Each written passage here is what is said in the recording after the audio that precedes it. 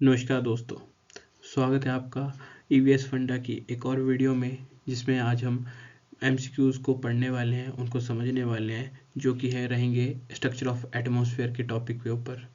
So let's start. इसमें 15 MCQ रहेंगे, जो कि मोस्ट इंपॉर्टेंट एमसीक्यूज़ हैं, स्ट्रक्चर ऑफ एटमॉस्फेयर से पूछे जाते हैं, जिसमें आपकी लेयर्स, टेम्परेचर और डिफरेंट डिफरेंट चीज़ें इंक्लूडेड रहेंगी, जो कि आपको यूजीसी नेट रहेगा या यूपीएससी या स्टेट पीसीएस में आमतौर पे ये पूछे गए हैं क्वेश्चंस हैं, जो कि मैं यहाँ पे आपको पढ़ाने वाला हूँ। तो चलिए शुरू करते हैं।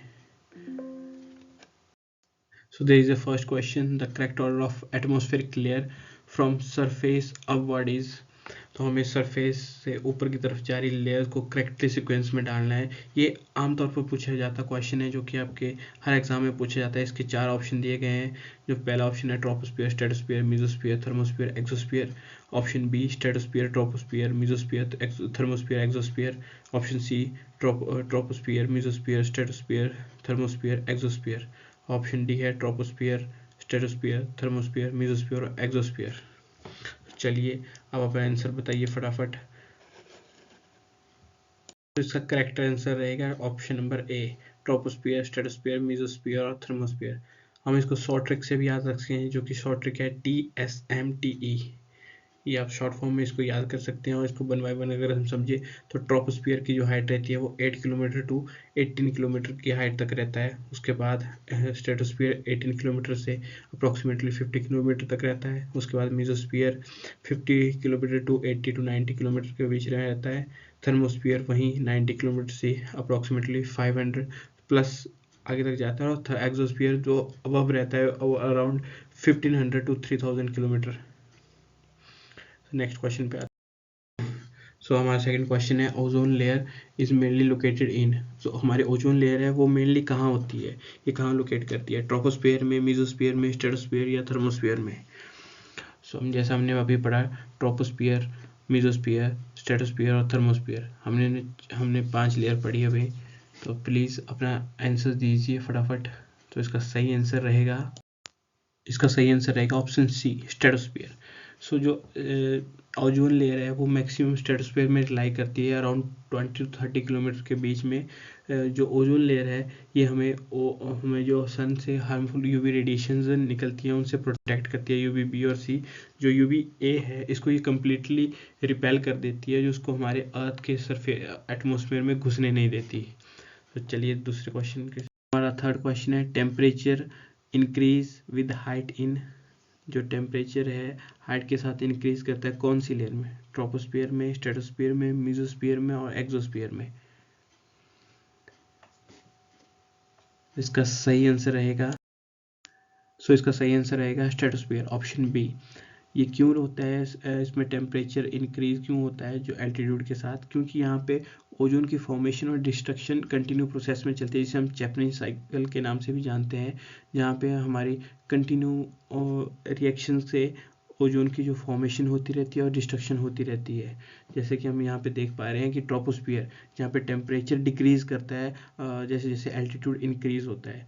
स्ट्रेटोस्फियर में टेम्परेचर इंक्रीज करता है एल्टीट्यूड इंक्रीज के साथ, मेसोस्फियर में डिक्रीज करता है। ये मेसोस्फियर जो है सबसे कोल्डेस्ट लेयर ऑफ एटमॉस्फेयर है। वहाँ पे आता है थर्मोस्फियर, यहाँ पे शार्पली इंक्रीज करता है क्योंकि ये आउटरमोस्ट लेयर में आती है और यहाँ पे आयंस होते हैं जो कि रिएक्ट करते हैं और वो हीट प्रोड्यूस करते हैं। सो हमारा फोर्थ क्वेश्चन है, the average environmental lapse rate in troposphere is. तो जो हमारा एवरेज एनवायरमेंटल लैप्स रेट है ट्रोपोस्फियर में वो कितना है? अगर मैं आपको एनवायरमेंटल लैप्स रेट के बारे में बताऊं तो एज द वेरिएशन होती है टेम्परेचर की अकॉर्डिंग टू एल्टीट्यूड के इंक्रीज या डिक्रीज होने पर जो वेरिएशन होती है उसे हम लैप्स रेट कहते हैं। सो यहाँ पे ऑप्शन दिए, option A 4.5 degree Celsius per kilometre, option B 6.5 degree Celsius per kilometre, option C 9.8 degree Celsius per kilometre, option D 10 degree Celsius per kilometre. So please comment down your answers.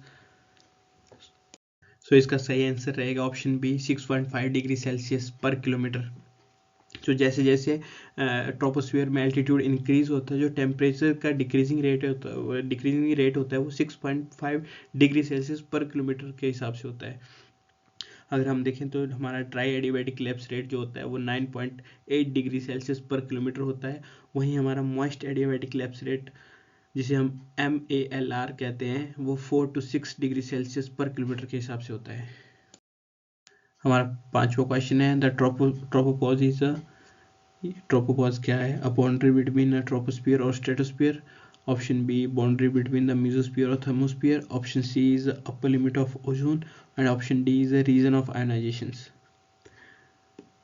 So please फटाफट अपने comment करिए और बताइए कि tropopause क्या है। सो इसका सही आंसर रहेगा ऑप्शन ए। ट्रोपोपॉज जो है ये बाउंड्री है बिटवीन ट्रोपोस्फियर और मेसोस्फियर के बीच भी बाउंड्री है, जो कि रिलाई करती है 16 to 18 या 8 to 10, ये वेरी करती है, हमारे इक्वेटर और पोल्स पे वेरी करती है। अगर हम देखें तो स्ट्रेटोस्फियर और मेसोस्फियर के बीच का उसमें स्ट्रेटोपॉज आता है। वैसे ही डिफरेंट लेयर्स के बीच में एक पॉज आता है, जो कि वहाँ पे एक ट्रांजिशन लेयर होती है, वो मिक्स होती रहती हैं हाइट वेरिएशन के हिसाब से, वो लेयर्स मिक्स अप होती रहती है, तो इनकी थिकनेस के बीच में वेरिएशन होती है, इक्वेटर पे अलग होती है, पोल्स पे अलग होती है। अब आ जाते हैं 6th क्वेश्चन पे, जो कि है maximum weather phenomena occurs in. जो मैक्सिमम वेदर फिनोमेना वो कहाँ होते हैं? तो इसमें हमारे ऑप्शन दिए गए हमारे पास। Option A mesosphere, option B stratosphere, option C troposphere, option D mesosphere. So हमारे जो मैक्सिमम वेदर फिनोमेना है वो अक्कर करते हैं ट्रोपोस्फियर में। तो इसका सही आंसर रहेगा ऑप्शन सी ट्रोपोस्फियर। जो ट्रोपोस्फियर है इसमें मोस्ट ऑफ सारे वेदर फिनोमेना यहीं होते हैं, क्योंकि जो ट्रोपोस्फियर है वो 75% ऑफ एटमॉस्फेयर की मास कैरी करता है, जहाँ पे cloud formation, rain, storm, cyclones, सारे फिनोमेना यहीं अक्कर होते हैं। हमारा 7th क्वेश्चन है जो jet streams are located in. जो जेट स्ट्रीम्स होती हैं वो कहाँ लोकेट करती हैं? हमारा ऑप्शन ए है लोअर ट्रोपोस्फियर्स में, बी है ट्रोपोपॉज रीजन में, सी है मेसोस्फियर में और डी है एक्सोस्फियर में। सो मैं आपको बता दूं जेट स्ट्रीम्स होती हैं एक नैरो लाइन होती है हवा की, जो कि फास्ट फ्लो करती है फ्रॉम वेस्ट टू ईस्ट, जो और ये होती है अपर मतलब लोअर स्ट्रेटोस्फियर में होती है और अपर ट्रोपोपॉज में होती है। तो इसका सही आंसर रहेगा ट्रोपोपॉज, ऑप्शन नंबर बी। जैसे कि आप इस डायग्राम में देख सकते हैं, जो जेट स्ट्रीम में एक strong narrow air current flow कर रहा है, जो कि हाई स्पीड में फ्लो करता है इन अपर ट्रोपोस्फियर। यहाँ पे ये इन्फ्लुएंस करते हैं, मानसून को भी इन्फ्लुएंस करते हैं। जैसे कि आप देखते हैं एक साइड वार्म टेम्परेचर है, दूसरी साइड कोल्ड है।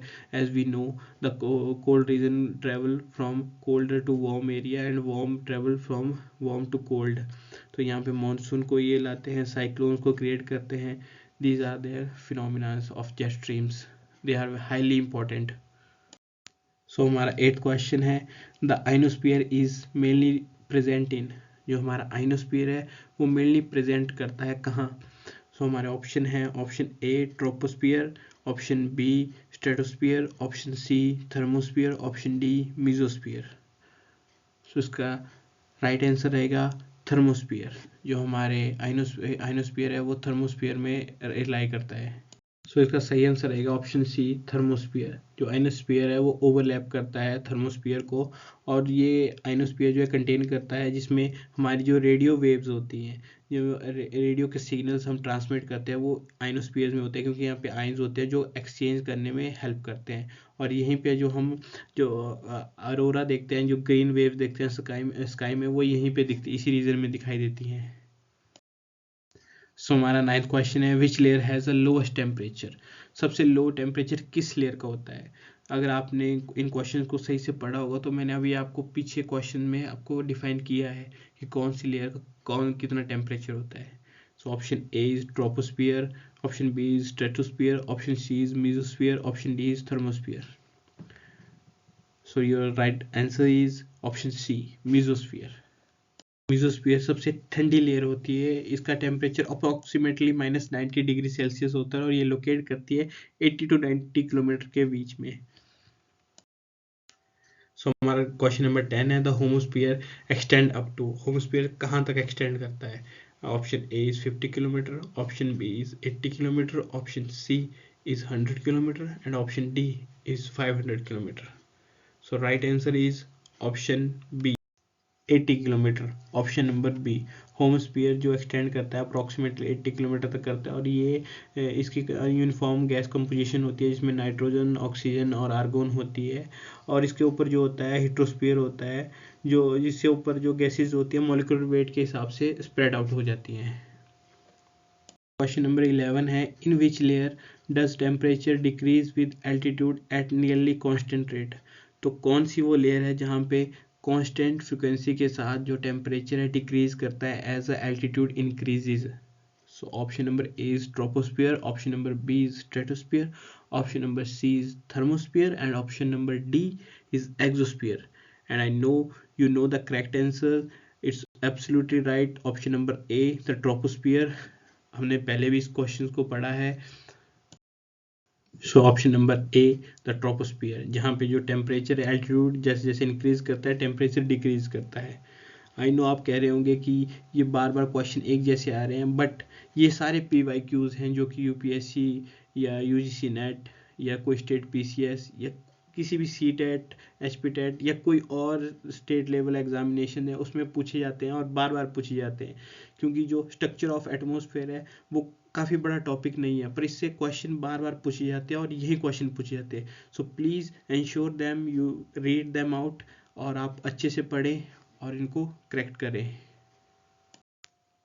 सो हमारा क्वेश्चन नंबर 12 है, the ozone hole is mainly observe over. जो हमारा ओजोन होल है वो कहाँ पे ऑब्जर्व किया गया है। हमारा ऑप्शन है, option A is Arctic, option B is Antarctic, option C is equator, और option D is tropics. So इसका सही आंसर रहेगा option number B, Antarctic. Antarctic, जो एंटार्क्टिक है वहाँ पे ओजोन होल को डिस्कवर किया गया था, और ये जो ओजोन होल वहाँ हुआ था क्योंकि वहाँ का जो एक्सट्रीम कोल्ड टेम्परेचर है उसकी वजह से, पोलर स्ट्रेटोस्फीयर क्लाउड के फॉर्मेशन की वजह से, और सी द क्लोरोफ्लोरोकार्बन CFCs के कंटिन्यू रिएक्शंस की वजह से वहाँ पे ओजोन होल की फॉर्मेशन हुई थी। क्योंकि जो CFCs के रिएक्शन है, क्लोरोफ्लोरोकार्बन के जो रिएक्शन है वो ओजोन को डिप्लेट करते हैं, उसको ब्रेक डाउन करते हैं। सो हमारा क्वेश्चन नंबर 13 है, the mesopause is located at approximately. जो मीजोपॉज है जो अप्रोक्सीमेटली लोकेट करता है at the height of, option number A is 10 to 15 kilometre, option B 20 to 25 kilometre, option C 50 kilometre, option D 80 to 90 kilometre. The right answer is option number D, 80 kilometre to 90 kilometre के बीच में जो मीजोपॉज लाई करता है। और जैसा कि हमने पहले भी पढ़ा है पीछे क्वेश्चन में, जो मीजोस्फीयर है वो coldest layer of the all 5 layer है, और जो मीजोपॉज है वो मीजोस्फीयर और थर्मोस्फीयर के बीच में लाई करता है। So question number 14 is, radio wave reflection occurs in, option number A troposphere, B stratosphere, C ionosphere and D exosphere। ये क्वेश्चन आप बिल्कुल भी गलत नहीं कर सकते, क्योंकि आपने पिछले वाले क्वेश्चन में पढ़ा कि रेडियो वेव्स कहाँ रिफ्लेक्ट करती है, कौन सी लेयर्स में रिफ्लेक्ट करती है। Yes, your answer is absolutely right. The option is C, ionosphere. जो रेडियो वेव्स हैं वो आइनोस्फीयर में रिफ्लेक्ट करती हैं और रेडियो कम्युनिकेशन को पॉसिबल करती हैं। सो हमारा लास्ट क्वेश्चन है, question number 15, the stratosphere extend up to approximately. जो हमारा स्ट्रेटोस्फीयर है वो एक्सटेंड करता है up to, option A 20 kilometre, option B 50 kilometre, option C 80 kilometre, option D 100 kilometre.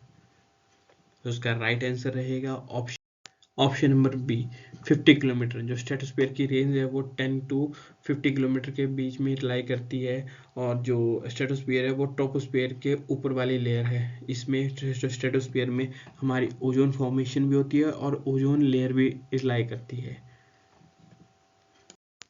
Thank you for watching my videos. ऐसी videos को देखने के लिए प्लीज़ इस चैनल को लाइक और सब्सक्राइब करें, और अपने दोस्तों को भी शेयर करें, और प्लीज़ मेंशन करें, कमेंट करें आपको और कौन कौन से टॉपिक पर वीडियोज़ चाहिए।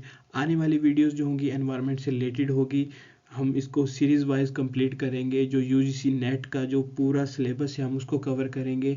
जो और स्टेट PCS, UPSC या किसी भी एग्ज़ाम में एनवायरनमेंट से रिलेटेड जो क्वेश्चन पूछे जाते हैं और जो उनका सिलेबस होता है वो सारा सिलेबस मैं आपको कवर करवाऊंगा इसी चैनल पे। So please like, subscribe this channel and stay tuned. Thank you.